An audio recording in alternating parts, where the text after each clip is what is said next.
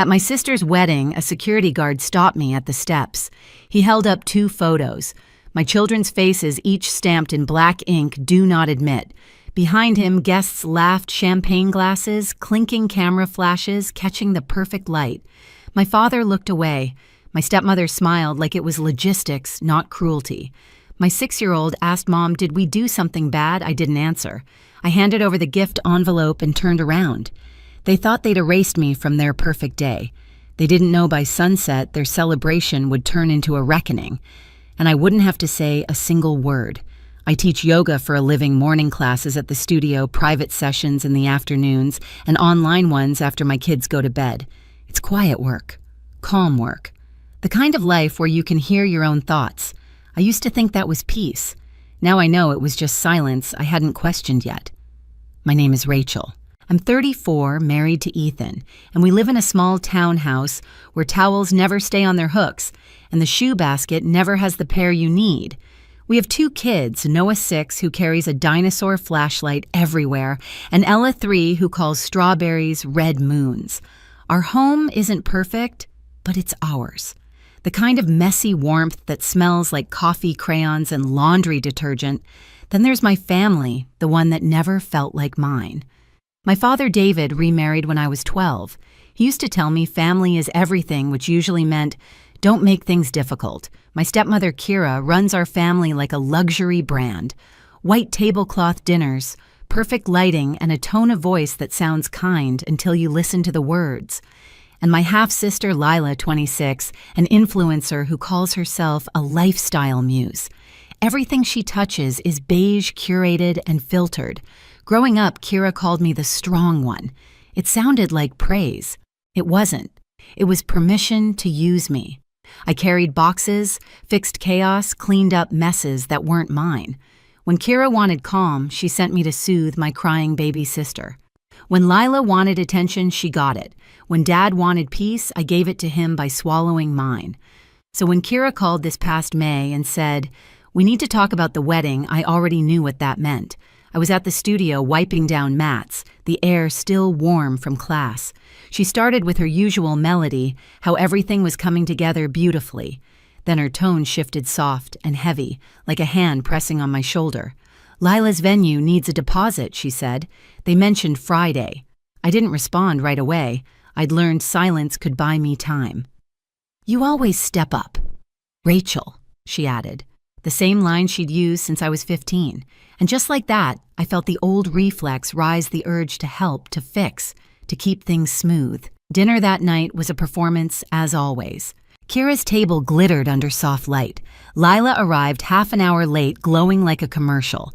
Her fiancé Parker followed behind, her polished rich, the kind of man who calls waiters buddy. Kira had a binder, of course. She opened it like scripture, revealing glossy pages of venues, flower arrangements, catering menus, all with prices printed neatly beside them. $30,000 in total. She said it casually, like the weather. "Just the deposit, sweetheart," she told me. "You can handle that, right?" My husband Ethan looked at me across the table.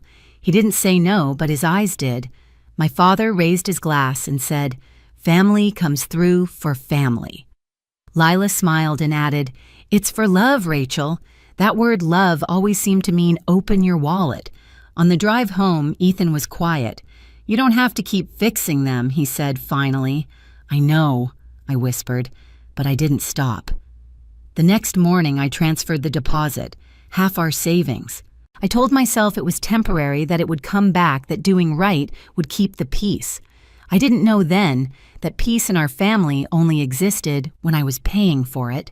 The weeks after that dinner blurred into a slow, familiar pattern, texts from Kira, calls from Lila, and my own guilt disguised as responsibility. Every message had the same rhythm. "We just need one more thing. You're the only one we can count on. The vendor deal ends tonight." At first I said no. Then I said maybe. Then I said fine. Each payment chipped away at something invisible. Not just the balance in our savings account, but a sense of fairness I didn't realize I still believed in.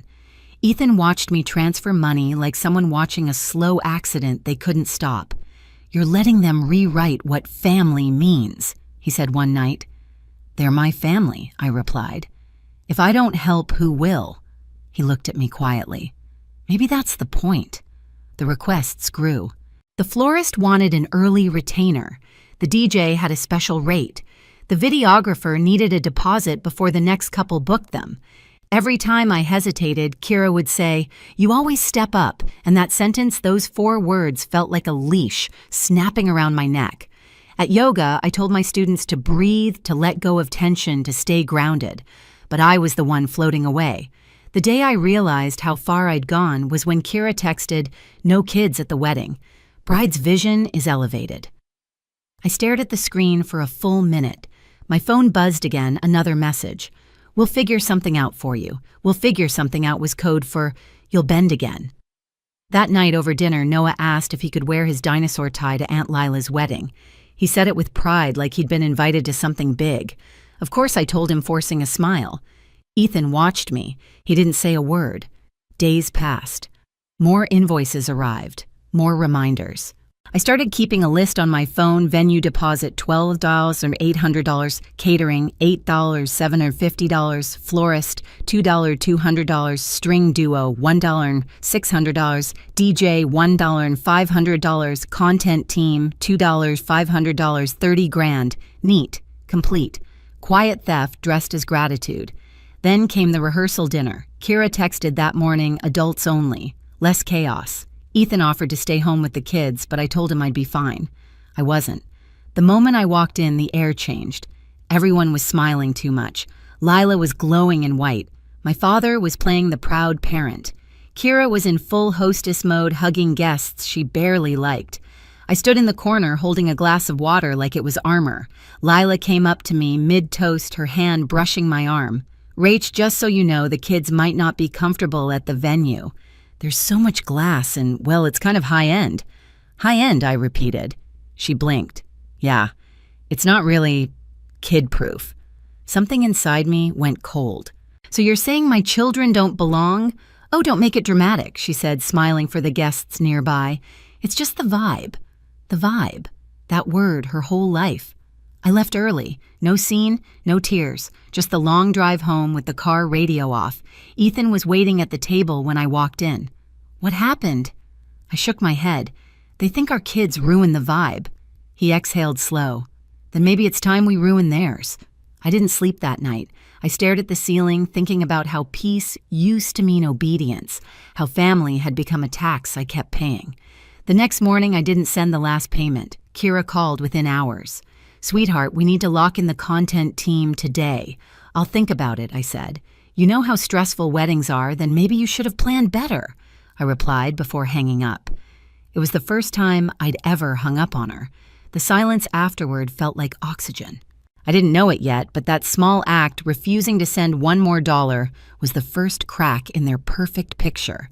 And cracks have a way of spreading. The silence didn't last. By the next morning, my voicemail was full. One from Kira, fake tears, trembling voice. One from Dad lecturing about doing the right thing. And one from Lila, half crying, half offended that I would make this harder than it needs to be. I ignored them all. That night, Ethan and I sat at the kitchen table, the kids asleep upstairs. The glow from the fridge light fell across our unpaid bills, my yoga class rosters, and the envelope marked wedding expenses. "I can't keep funding people who wouldn't even let our children in the room," I said. Ethan leaned back. "Then stop trying to explain it. Just document everything. Make it real." So I did, line by line, each transfer, each receipt. I wasn't being petty. I was keeping proof. For years, Kira's power came from gaslighting. She'd rewrite every story until you doubted your own memory. But numbers don't lie. A few days later, my phone lit up with a message from Lila Final payment, due tomorrow. "Thank you, sis." I stared at the text, my thumb hovering over the keyboard. Then I typed back, "I've already paid more than anyone else. That's my final contribution." The typing bubbles appeared, disappeared, came back. Then, "Don't make this ugly, Rachel. We're family." Family. That word again, always used as a weapon. I put my phone down. Ethan smiled slightly. "That's the sound of a boundary, but boundaries don't stay quiet in my family." 2 days later, Kira showed up at my studio. She looked flawless, cream blazer hair, pinned tight smile, sharpened like glass. My students had just left. The room still smelled faintly of lavender spray and sweat. Rachel, she began softly like she was comforting a patient. We're all under pressure. Lila's falling apart. Your father's heart can't handle the stress. Why are you doing this to us, to you, I said. I paid for half your daughter's wedding. Her lips twitched. You're overreacting. It's just money. It's never just money, it's respect. For a moment, her mask slipped. Then she leaned closer, voice sugar sweet again. You'll regret turning your back on family. I held her gaze. No, I regret waiting this long. She left without another word. The door clicked shut, and I stood there shaking not from fear, but from release.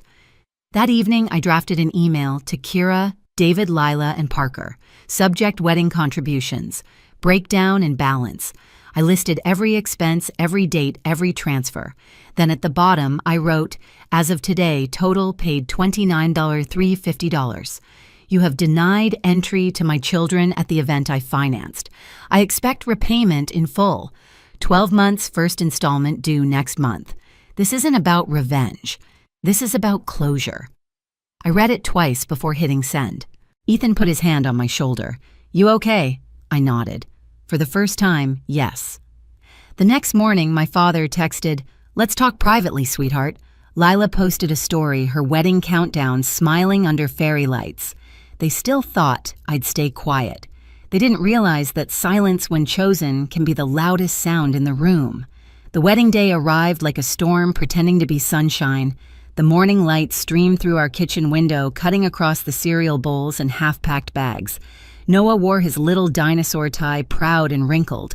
Ella twirled in her blue dress, her hair full of uneven curls because she'd insisted on doing it herself. I watched them and thought maybe they'll remember the drive, not the people waiting for us there. Ethan adjusted his collar. You don't have to go, he said quietly. I do, I told him. Just not for them. The venue was 30 minutes away, a restored barn turned into a luxury wedding site, all white walls and fairy lights and curated fields of grass. We drove in silence. The sky was perfect, the kind that photographers call cinematic. I remember thinking how cruel it was that beauty could hide so much ugliness. When we reached the top of the gravel path, the security guard stepped forward. His suit was too formal, his smile too polite. Afternoon, he said. Can I have your name, Rachel? I hesitated. And these are my children, Noah and Ella. He looked down at his clipboard, then pulled out a clear plastic sleeve. Inside were 2 color photos, Noah's school portrait, Ella with her pigtails. Across each face, bold letters read, do not admit. I felt the world tilt. Where did you get those? My voice sounded foreign, too calm. He glanced toward the entrance. Bride's request. No minors inside. Liability policy. There's no policy. I said, that's my son and daughter. He shifted uneasily. Ma'am, I don't make the rules. Behind him, I saw Kira step out of the doorway, every inch composed. Rachel, she said, like we were discussing the weather. It's not personal, it's just for the aesthetic. Candles, glassware, you understand. My father was a shadow behind her, looking anywhere but at me. And from just inside the barn, I caught a glimpse of Lila in white, perfect trembling, peeking like she was scared to smudge her own illusion. Noah tugged my hand. Mom, did we do something bad I couldn't answer? Because anything I said would have cracked my voice wide open. Maya's no, Ethan's hand brushed mine. I felt his pulse steady and angry. I handed Kira the envelope we'd prepared. Congratulations, I said. My tone was even quiet surgical. Then I turned. The gravel crunched under our shoes. The wind shifted. Behind us, laughter resumed, nervous, brittle. In the car, Noah asked if we were still going to the party. Ella hummed a song she made up about frogs. I just drove. The farther we got from that barn, the easier it was to breathe. 10 minutes later, my phone rang. Unknown number. I almost ignored it, but instinct made me swipe. Rachel, a deep voice said. This is Adam, Parker's father. I pulled over, glanced at Ethan. Yes, I just saw the list, Adam said. The one with your children's photos. My throat tightened. I didn't send it. I know. And I'm calling to tell you the wedding is off. My family won't be part of this circus. Silence. Then he added, his tone colder. They're on their way to your house to beg. Don't open the door." He hung up before I could speak. 2 hours later, the knocking started. Sharp, desperate. "Rachel." It was Lila's voice, high-pitched, breaking.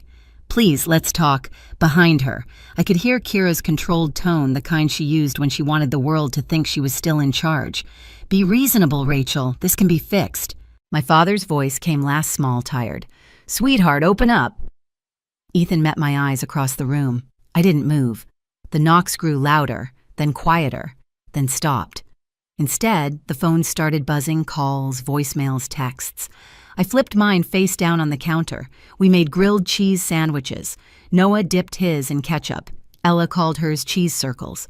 The world felt small again, safe. At 6:14, Kira left a voicemail that began like an apology and ended like a threat. "You embarrassed us," she hissed. "You owe us a conversation. You owe us." At 7:03, Adam called again. "I've canceled every vendor my side paid for," he said. "I won't bankroll cruelty. You'll get partial refunds within 48 hours. Send me your totals." I opened my laptop. The cursor blinked on a blank email waiting.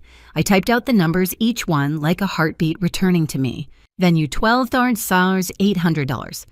Catering, $8, $750. Florist, $2, $200. Strings, $1, $600. DJ, $1, $500. Content team, $2, $500. Total, $29, $350. Then I wrote the truth.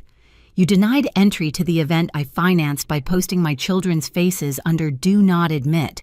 I expect repayment in full, 12 months. First payment due next month." This isn't about revenge. This is about closure. I sent it to all of them, Dad, Kira, Lila, Parker, and CC'd Adam. Responses flooded in within minutes. Kira, "How dare you threaten your family? Dad, we can talk privately, sweetheart." Lila, 12 months, LOL. "We're not a bank." Parker, "Give me time to figure things out." Ethan read them with me. "Clear," he said softly. "Good." The next evening, my father showed up in person. He didn't knock long. When I opened the door, he looked smaller than I remembered. "This got out of hand," he said. "You could have handled it quietly." "They printed my kids' faces, Dad," I said. "That's not a mistake. That's a message." He rubbed his temple, sighing. "You could have stayed. For your sister." "You mean for the performance?" I said. "Peace without respect isn't peace, it's silence." He blinked, confused by how calm I sounded. "I don't recognize you," he murmured. "I know," I said. "For once, I recognize myself." He left without slamming the door. That, I decided, was progress. The following morning, Kira posted a long Facebook caption about protecting your joy from jealous people. My cousin sent me a screenshot. I didn't reply. At noon, Adam's email came through, refund summary attached. He'd clawed back $6 and $200 and wired it to me. The note read, "Applied to your totals. Parker will cover the rest. If he doesn't, I will. I won't be associated with people who blacklist toddlers." For the first time in weeks, I laughed. A real laugh. Days turned into weeks. Lila's tone shifted from rage to guilt to bargaining. "Let's talk like adults," she texted. 10 minutes later, wow, ignoring me, power trip much. Then a photo of her red eyes captioned, "This is what you did." I didn't respond. Instead, I kept teaching. I told my students to breathe into the discomfort, to find strength in stillness. What I didn't tell them was that I was finally learning to do it too. Then one afternoon, Lila showed up at my studio door, sunglasses, bun, trembling hands. She took them off, eyes swollen. "You made a scene," she said. "You made a list," I replied. "It wasn't personal. It was a picture of my son," I said. "You let it exist." She exhaled, voice cracking. "Mom says you've always hated me." "I've always paid for you," I said. "There's a difference." She looked down. "So what now?" I folded my arms. "We say hello at birthdays. We don't exchange money. We don't use guilt as love." Lila nodded slowly, like a student hearing a lesson too late. "Parker and I got married at the courthouse yesterday," she said. "You weren't invited." "Good," I said. She blinked, caught off guard by how little that hurt me. "They'll keep paying," she said. "Good," I repeated, because this time good wasn't surrender. It was freedom. By autumn, the payments came on schedule, small digital echoes of accountability. Each month, a quiet ping in my inbox, transfer received. The memo lines almost made me smile. For peace, for closure, for lesson learned. By the 9th month, the final deposit cleared. Adam sent one last email, applied remaining vendor credit. Your balance is 0. You did right by your family. That matters. I stared at the words until they blurred. Then I opened my old note labeled Lila Wedding and typed one last line, balance $0. I didn't delete it. Some records deserve to stay. That night, my father invited us for a barbecue. I almost said no, but Ethan looked at me and I nodded. The backyard smelled like charcoal and rain. Dad flipped burgers. He looked older, quieter. He asked Noah about school, asked Ella what her favorite color was. Finally, he turned to me. You're different, he said. I'm better, I replied. He nodded as if that was a door he might finally walk through. On the drive home, the sky turned soft and orange. Ethan reached across the console, squeezed my hand. You did it, he said. I didn't fix them, I said. I fixed me. At home, Noah chased Ella through the hallway. Towels fell from their hooks. Shoes scattered everywhere. Ordinary chaos, the kind that's ours alone. Peace. This time didn't feel like silence. It felt earned. Some people still say I overreacted, that it was just a wedding, but those people have never seen their children's faces printed under the words, "Do not admit." I didn't slam doors. I didn't shout. I just stopped standing where I was told to stand. That was enough. Being the good daughter used to mean staying quiet no matter the cost. Now it means protecting my kids, my peace, and the home we built. If you've ever had to draw that line, if you've ever walked away instead of bowing down, share your story. You're not alone. Move, Autumn! My father's voice sliced through the terminal like a blade. My sister's laughter followed, high, polished, cruel.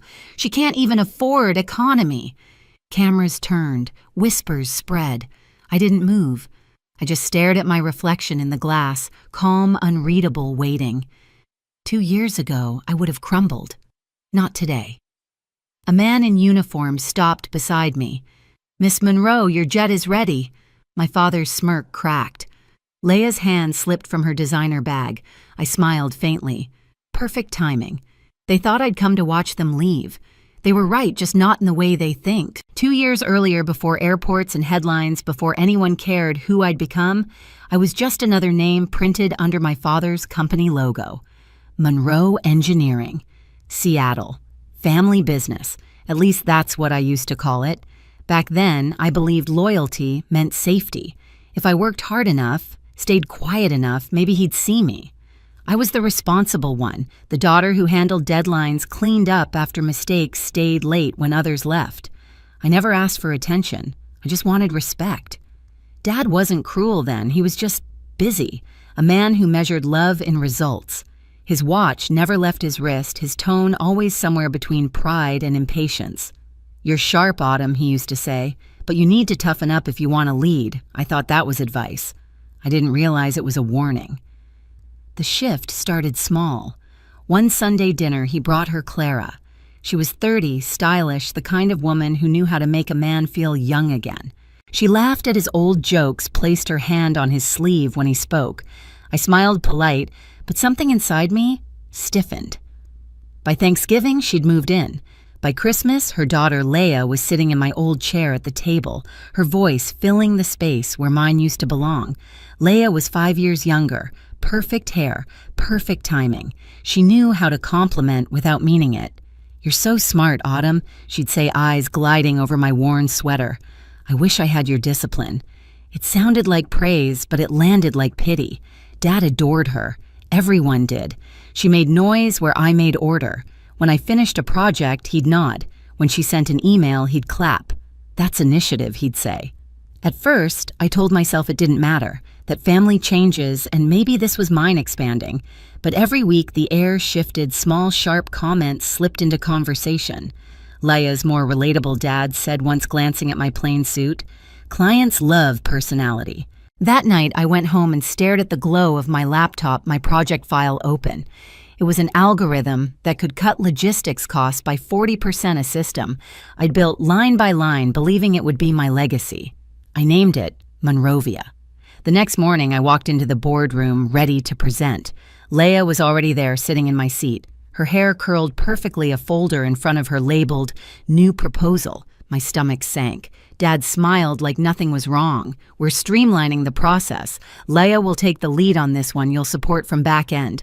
The words hit harder than any insult. Support. From back end. I wanted to speak, to say it was mine, that I'd spent 6 months building it. But then I looked at his face, calm, sure, proud of the choice he thought was strategic, and I knew nothing I said would change it.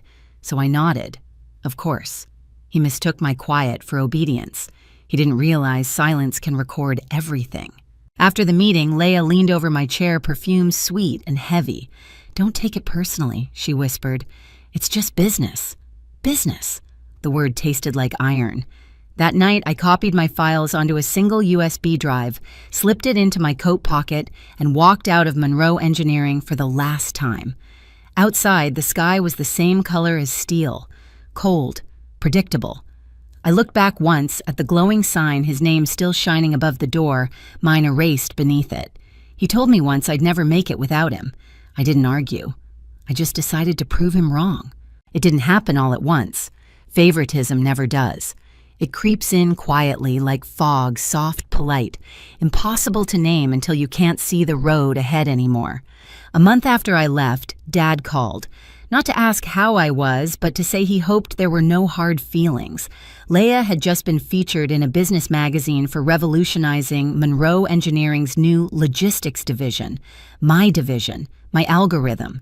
The article quoted him, "She's a natural leader, charismatic, forward-thinking. Reminds me of myself. I read it twice. He'd never said that about me. Not once." I didn't reply. I didn't have to.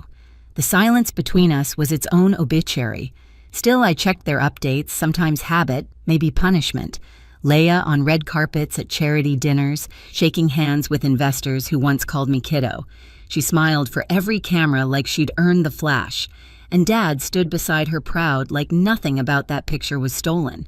When my mother died years ago, I promised myself I'd keep the family together, that I'd be the bridge. But some bridges shouldn't be crossed twice.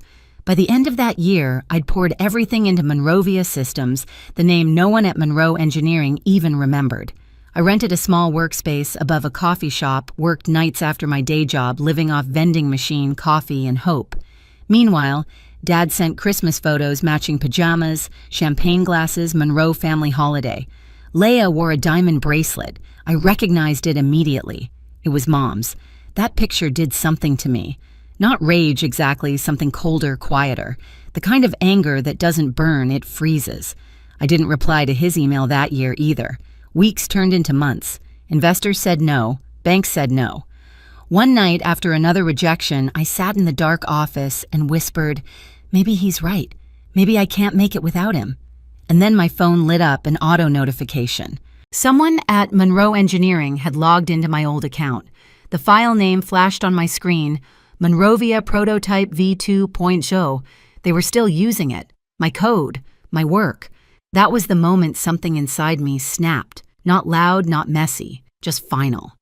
I shut the laptop, took a long breath, and said out loud for the first time, "He'll see me." Just not the way he expects. From that night on, everything changed. I started small, local contracts, small freight companies willing to test my software, then regional partners. Then one day, a major investor from New York called. He'd heard about an independent system outperforming Monroe Engineering by 200%. When he asked for the founder's name, I almost smiled. Autumn Monroe, I said. Yes, that Monroe. The following week, my company's first press article came out. The headline read, "The Quiet Innovator Behind the Future of AI Logistics." Quiet. I like that word. Because while they laughed, while they clinked glasses and posed for cameras, I'd been building a storm. And storms don't announce themselves. They arrive. 2 years later, the phone rang on a gray Tuesday morning. It was my father. His number, after months of silence, looked foreign on my screen. "Autumn," he said, clipped formal. "We're expanding the company. There's a family event this weekend. You should come." A family event. Not a dinner, not a reunion, an event. I almost said no. But something in his tone made me curious. When I arrived, the lobby of the Monroe Tower was draped in banners celebrating innovation, Monroe Engineering and Partners. Photographers stood by the elevator, champagne glasses sparkled, and at the center of it all, Leia. She stood on the stage beside Dad, hair shining under the lights, voice smooth into the microphone. "It's an honor to unveil our latest breakthrough, Monroe VIA Systems." The name hit me like a punch. Monroe, VIA. They hadn't even bothered to change it completely. The crowd clapped. Flashbulbs popped. Dad smiled, wide hand resting proudly on Leia's shoulder. My chest tightened. The presentation continued, slides rolling behind them. My interface, my layouts, my code. Every inch of it. No credit, no trace of me. Just applause. I didn't move. I couldn't. I watched the room, every handshake, every camera flash, the way Dad's eyes gleamed when investors surrounded him. He'd taken everything. Again. When the applause faded, I turned to leave. That's when Leia saw me. She hesitated, then smiled tight, careful. "Autumn, I didn't know you'd come. You didn't invite me." Dad turned surprised. "You could have said hello." "Don't make this awkward." I met his eyes. "This," I gestured around the lights, the banners, the code I built. "This is awkward." He sighed the way he always did when I didn't play along. "You're being dramatic." "It's just business. You should be proud of theft." Leia chimed in, syrupy sweet. "Come on, Autumn. It's all in the family." Something inside me went still. It wasn't anger. It wasn't grief. It was the sound of a door closing for good. "I'm not family," I said quietly. "Not yours." Dad's face hardened. "You watch your tone." I looked at him one last time, steady. "You said I'd never make it without you. You were right about one thing. I didn't make it with you either." Then I turned and walked out. Outside, the night air bit cold against my face. I didn't cry. I didn't shout. I just kept walking until the tower disappeared behind me. That moment flipped a switch in me. I realized they would never see me unless I forced them to. Not with words, not with tears, only with success so undeniable it would silence them. When I got home, I sat at my desk, opened a new document, and wrote one line across the top: Monrovia Systems. Version 3.0. Founder Autumn Monroe. It wasn't revenge. Not yet. It was the blueprint for it. The first 6 months after that night were brutal. I worked from a second-hand desk wedged between my kitchen and the living room. The apartment was small enough that when the coffee pot hissed, I could feel the steam on my back. Most nights I'd fall asleep with my laptop still open, code glowing against my face like a heartbeat that refused to stop. I didn't have funding. I didn't have connections. What I had was an idea everyone else had dismissed: a smarter, faster logistics AI that could predict shipment delays before they happened. The same one they'd stolen and renamed. I called it Monrovia Systems again, not as a copy, but as a reclamation. People laughed when I pitched it. Investors wanted experience, not integrity. Banks wanted collateral. I had neither. So I sold my car, then my jewelry. I moved into a smaller place, just me and the hum of a machine that felt more alive than the people I'd left behind. My assistant came later, Sophie, a bright 20-something, who believed before there was any reason to. She handled calls while I coded through the night, whispering things like, "They're going to regret underestimating you." I didn't respond, but I heard her. Year 1 bled into year 2, and something shifted. A small shipping company in Portland signed with us, then another in Chicago. Then one morning, I woke to an email that made my hands shake. Subject: Partnership Inquiry, Global Tech Logistics. By the end of that month, Monrovia Systems wasn't a dream anymore. It was a corporation, my corporation. And somehow word got out. The same industry blogs that once featured Leia started running stories about the mysterious founder taking over the logistics field. A few even asked if I was related to the Monroe family. I ignored the messages. I wanted silence to do the talking.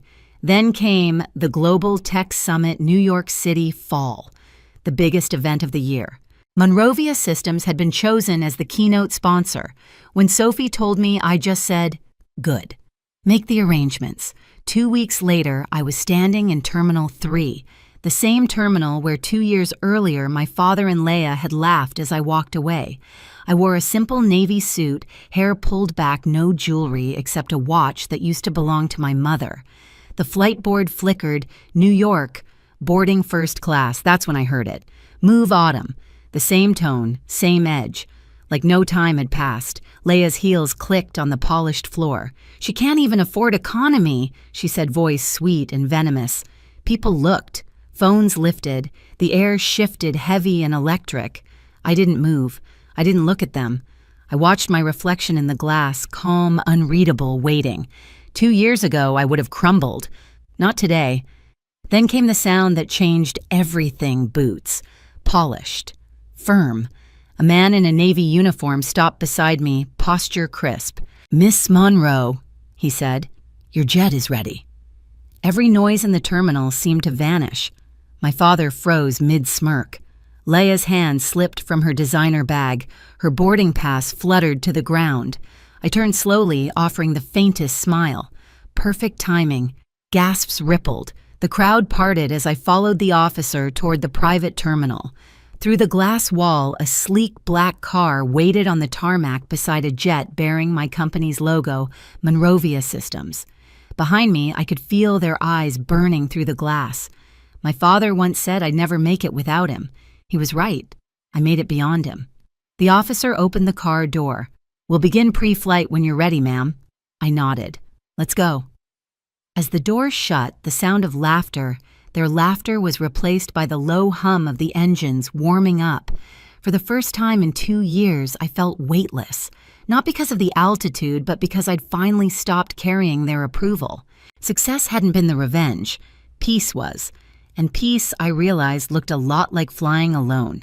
The moment I stepped onto the tarmac, the noise of the terminal vanished behind the glass. It was like walking out of one life and into another. The jet gleamed under the afternoon light, white and silver against a sky the color of calm. Grant, my security officer, waited beside the stairs, posture straight. Expression unreadable except for the faint trace of a smile. "Welcome back, Miss Monroe," he said. For a second, I just stood there watching the sunlight ripple across the fuselage. Inside the terminal, I could still see them, my father, my stepsister, frozen in disbelief as passengers whispered around them. The same mouths that had laughed moments ago now murmured in awe. The entire platform froze. Grant followed my gaze. "Didn't expect that, did they?" I shook my head slowly. "No one ever does when you rise quietly." We boarded. The door closed with a soft hiss, sealing out the world I used to beg to belong to. The hum of the engines built under my feet, steady, powerful, alive. I sank into the leather seat by the window. Outside, the glass of the terminal reflected my jet like a mirror. For a fleeting second, I saw both versions of myself, the woman who once stood small in that reflection, and the one sitting here now, untouchable. My phone buzzed. Dad flashed on the screen. I let it ring twice before answering. "Mia." He started, his voice sharp, almost panicked. "It's Autumn," I said evenly. He hesitated. What are you doing?" I looked out the window where the ground crew was giving clearance for takeoff. "Exactly what you said I couldn't." He didn't reply, just breathing, heavy, slow. "I don't hate you," I said quietly. "But I learned that loving you meant losing myself." So I stopped. There was a long silence. Then click. He hung up. The engines roared. The jet began to move, rolling past the window where they still stood small behind the glass. For years, they made me feel grounded, trapped, small, insignificant. Now, as the jet lifted, I realized something simple and true. Some goodbyes aren't spoken. They're written in altitude. Manhattan shimmered below like a field of light, the skyline cutting through clouds like ambition made solid. Grant brought me a glass of water, but I barely noticed. My eyes stayed on the horizon. In that glow, I thought about everything that had led here: the boardroom, the laughter, the airport. Every time they said I wasn't enough, I had believed it a little, until I learned belief doesn't have to come from them. 2 years ago, I left with nothing but a file and a name they tried to erase. Now that name was etched on a jet engine, a company, a legacy. Not to prove them wrong, but to prove I was always right to walk away. My phone buzzed again, dozens of missed calls from the same number. I turned it face down. Some echoes don't deserve answers. Through the glass, the clouds parted, soft, endless, weightless. I smiled to myself, a real one this time. They thought I came to watch them leave. Turns out I was the one taking off all along. If you've ever been underestimated by your own family, if you've ever had to choose peace over approval, remember this. You don't owe anyone smallness just because they're comfortable with it. Tell me, have you ever had to walk away to find your peace?